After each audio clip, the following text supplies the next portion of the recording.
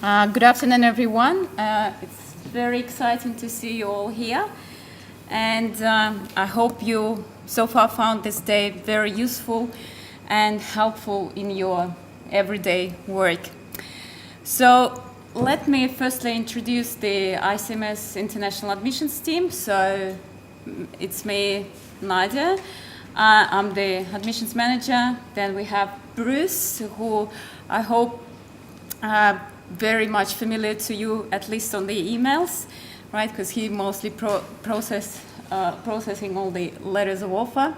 And we also have another third helping hand is Monica Tijevsky.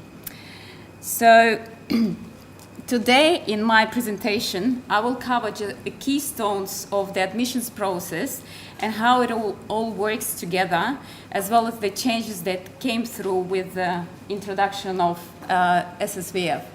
So, firstly, let's touch base on the legislative framework that regulates the delivery of education services for international students.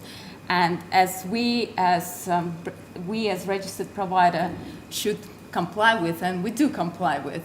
So firstly, we are regulated by ESA's legislative framework. It's the Education Services for Overseas Students Act, National Code, and Tuition Protection Service, right? On the other hand, we must comply with Department of Immigration and Border Protection overseas student visa regulations that are now ruled by Simplified Student Visa Framework. So genuine temporary entrant, genuine student, financial capacity, English ability, and student visa conditions, they're not just the buzzwords, right? It's very important components of the compliant admissions process that happens here at ICMS. Simplified Student Visa Framework provides a completely new risk assessment and management framework that makes it easier, according to the DIBP, to navigate genuine students, maintain immigration integrity, and reduce red tape for the businesses. So under this framework, every education provider, as you know, has been allocated an immigration risk from 1 to 3, whereas 1 means the lowest and 3 means the highest risk. The same approach was used to allocate the immigration risk for the countries, the combined immigration risk is used to determine the level of financial capacity and English ability that documentation that student needs to provide when they apply for their visas.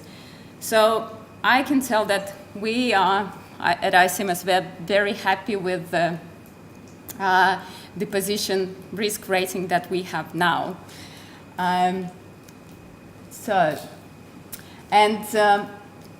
Based on all of these factors that influence the admissions process at ICMS, we have ICMS admissions policy based on that and ICMS admissions guidebook.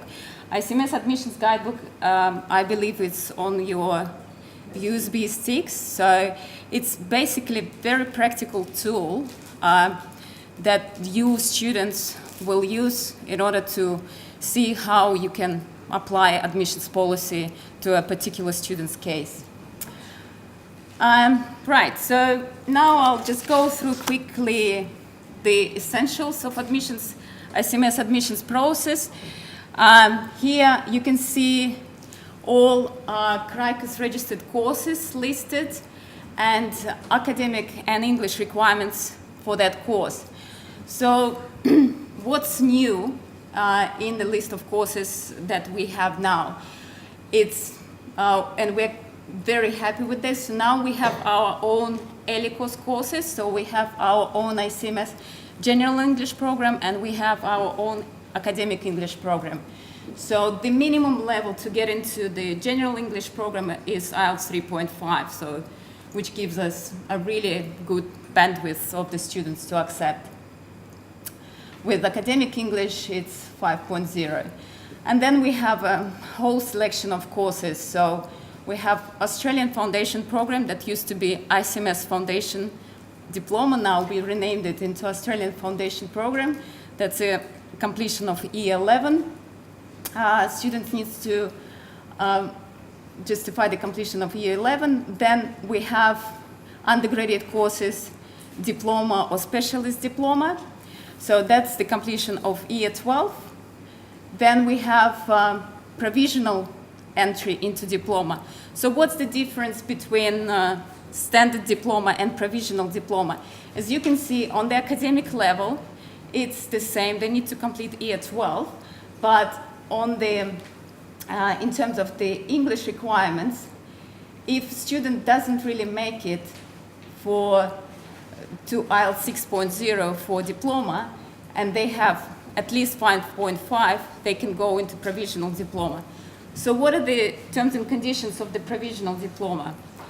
It means that students still have to take English courses, English class, English subject, on top of the academic subjects in the diploma course in the first term.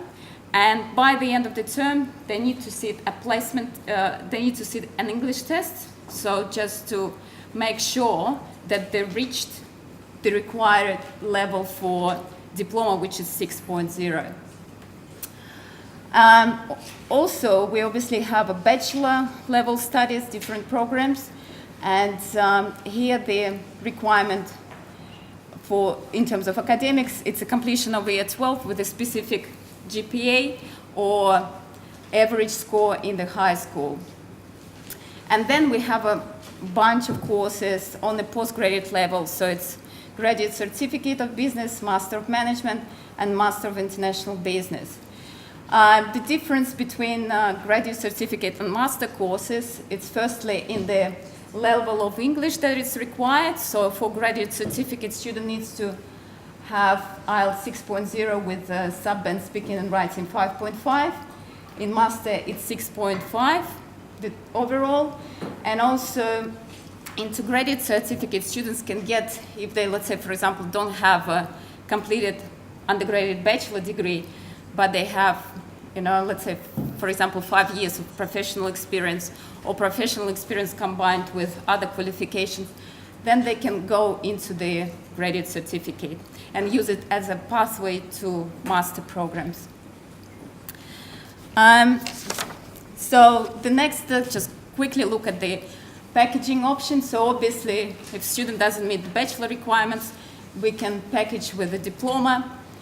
If they haven't completed year 12, we can package with a foundation program. If they don't have enough English, we can package with academic English or package with general English and academic English. On the postgraduate level, we can package graduate certificate with master. If they don't have enough English, it can be packaged with academic English or general academic English courses. And obviously, general English can be packaged with, let's say, straight with a diploma or bachelor or graduate or master. All right, so the next is we'll look at the deposit table. So that's where Bruce is going to help me with that.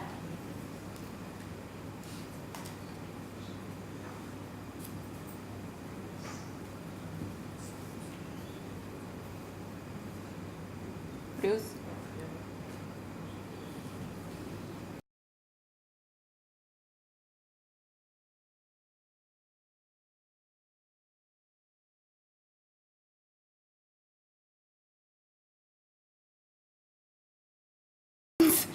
In a way, so this is like the tool that we use day to day just to determine what deposit the student needs to pay on a, like let's say for a single course. So here on top you can see how much student needs to pay for a single course, and further down there is a table showing how much they have to pay for the package of courses. So the general rule is here that the student needs to pay first term of tuition fees for the higher education course or foundation course. In case if it's packaged with academic English or general English, we sort of, in terms of the deposit, we don't differentiate between these two programs. We consider it as ELICOS deposit. And so for the total number of weeks of ELICOS program, including general English and academic English. So let's have a look how it works. So for example, if a student needs to have 24 weeks of ELICOS, right, doesn't matter what is this, academic English or general English plus academic English. So in this case, the deposit for English will be the full amount because it's less than 24 weeks according to the ISOs. Then the deposit for the ELICOS course will be the total amount. For example, and then, so let's say they need to pay deposit for the ELICOS plus deposit for the higher education course, okay? So if it's ELICOS packaged with foundation program, can you just scroll down a little bit, Bruce? So then it means that the student needs to pay ELICOS deposit, foundation program deposit, but they don't have to pay the higher deposit, okay? So let's look at the case when a student needs to take, let's say, 30 weeks of ELICOS.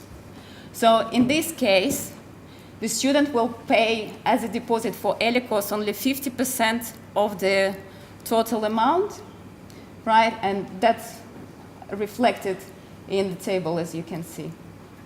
All right? Okay, let's come back to the presentation.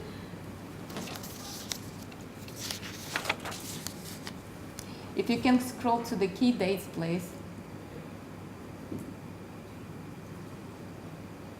Yeah. So I think you've seen the slide with the cycles.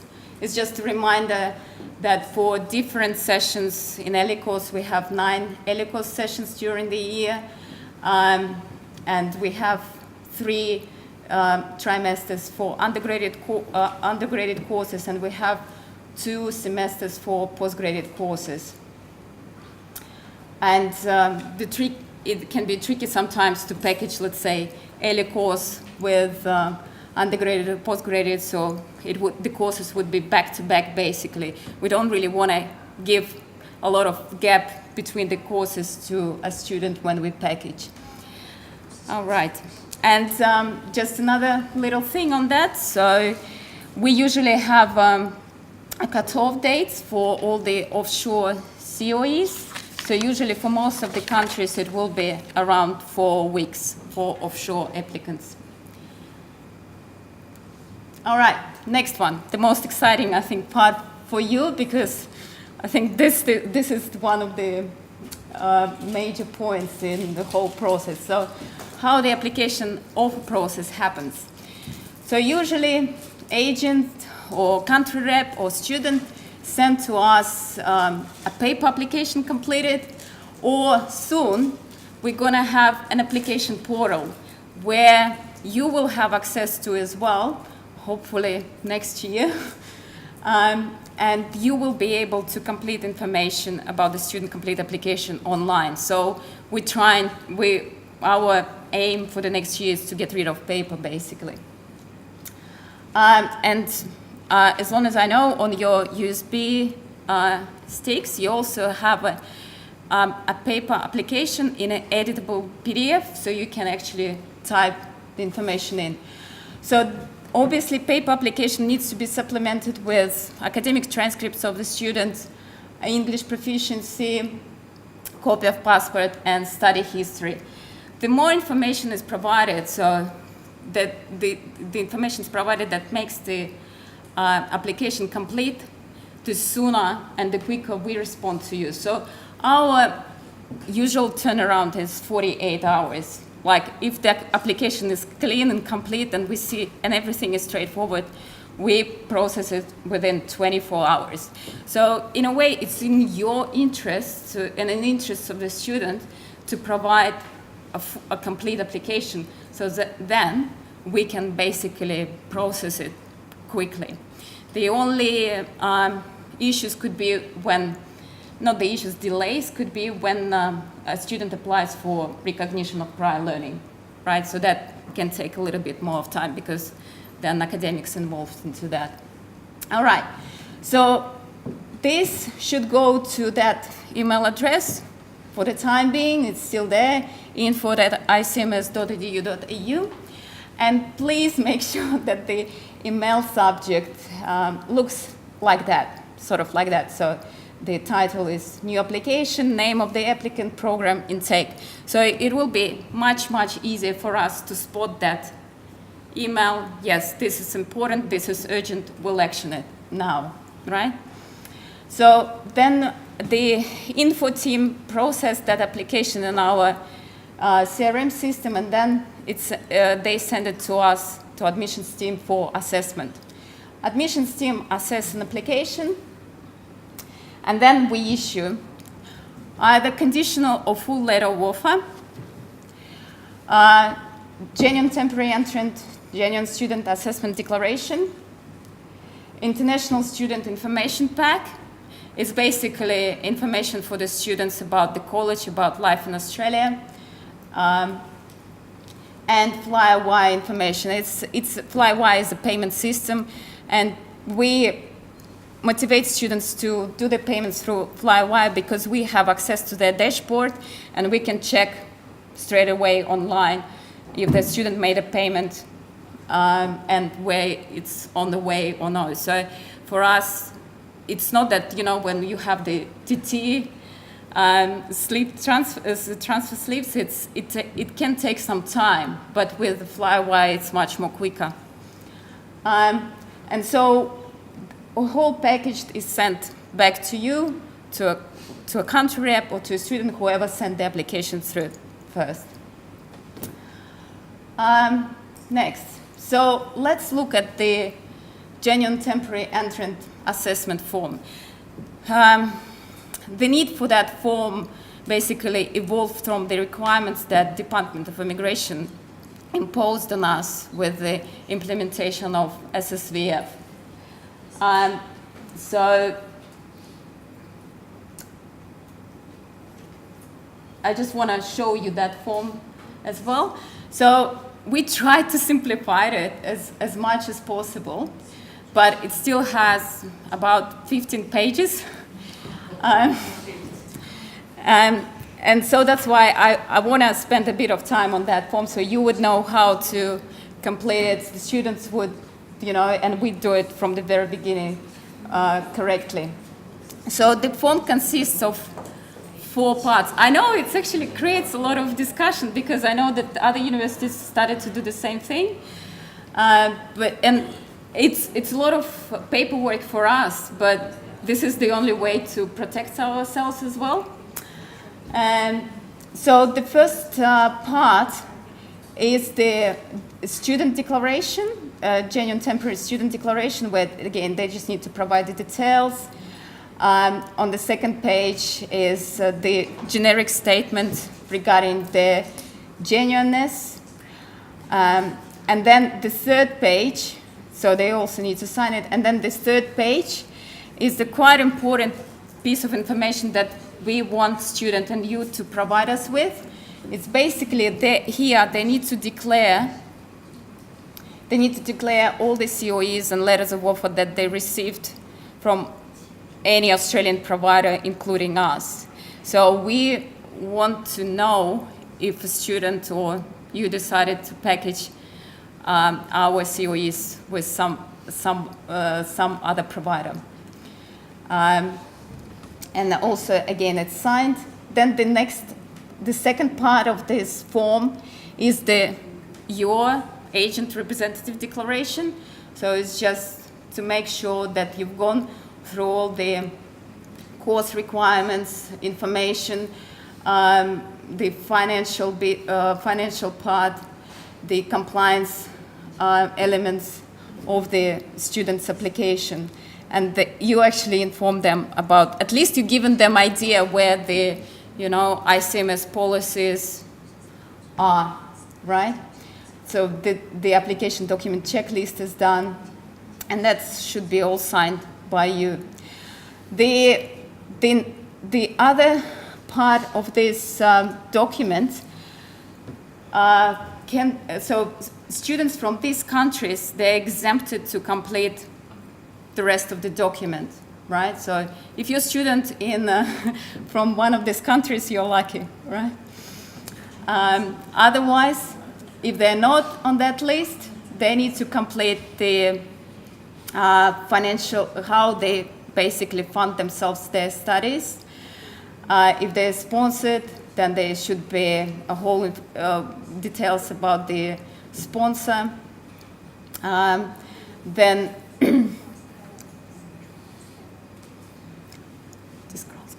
and then they need to be signed as well, right? And then the sponsor declaration and signature here should be as well. Then all the information about the extended family, how they come into Australia or they're not coming to Australia with their family members, any gaps in their education or employment history, again, student's declaration and signature. And the last part is the statement of purpose. So what we've done here, we just created a few questions for the students that they need to complete in the form, okay? So they just need to answer those questions in the form. And they also need to sign that bit. I know it's a little bit intimidating, but I guess that's what we have to do. All right, so let's go further. So the next bit is the letter of offer, okay? So what's important on the letter of offer? So do you want to put it on? I'm not going to go through all the parts of the letter of offer, but I'll show you what are the important. So I believe Rowan showed you this diagram already with university pathways, and that's what we put on the university pathway letter of offer, this diagram as well. So the first pages, they basically outline terms and conditions, the description of every course with the commencement date, the course costs, and the most important part is the conditions on entry for the course. And that's every course on the letter of offer is like that. And then I guess the other page, this page is quite important because it gives the student a breakdown of the subject fees for every program. And also we have here a deposit that the student needs to pay, for example. And we also quote here the OSHC quote. We work with Allianz Global Assistance, and we definitely recommend them because it's just from the student's service point of view, it's quite easy and convenient because as long as they know where they study and their student number, and they, let's say, audit their OSHC with the Allianz, they pretty much will find themselves anywhere because the policy number that Allianz create for them is basically their student number ICMS, right? So it's not some weird, letters and numbers. It's just a specific their student number. And then just the general information about the college, about the policies and procedures of the college. So this document in the letter of offer, acceptance declaration form, is very important. That needs to be read, understood, and signed by the student if they're accepting offer, or by a guardian if they're under 18. Then the next document, which is important, is the confirmation of enrollment request form. That also needs to be completed. The payment details need to be provided. And also how the OSHC will be, the student wants to organize, either they want ICMS to organize OSHC for them, or they arrange it by themselves. Either way, if they arrange it by themselves, they need to provide us with a copy of their current OSHC or OSHC that they ordered with the acceptance. Or if they want us to organize OSHC for them, then they need to do the payment in advance with the tuition fee payments. And also it needs to be signed and it needs to be specified. If they lodge their student visa, it's going to lodge overseas, then the country needs to be specified where it's going to be lodged. The rest of the letter of offer is basically payment methods and the refund policy. That is quite important, I guess. So,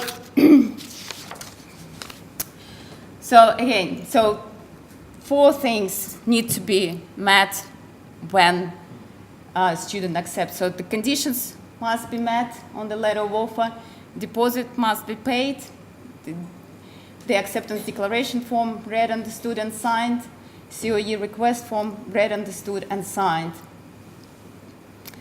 Right? So,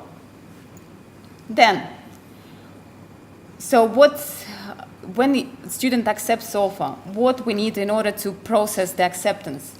So firstly, we need the genuine temporary entrant, genuine student assessment form, declaration completed, that big long document, evidence of payment, COE request form completed, the acceptance declaration signed, and conditions are met. So all of this, again, needs to be signed. It needs to be sent to info, and better to send it with the email subject COE request, name, program intake. So we'll see, oh, COE request, we'll do it now. Then it's all sent to admissions team for processing. If everything in place, everything is correct, everything is complete, we issue a letter of acceptance and confirmation of enrollment and send it back to you or the country representative or to the students. Right. Any questions on that? No? Yes, we have one question.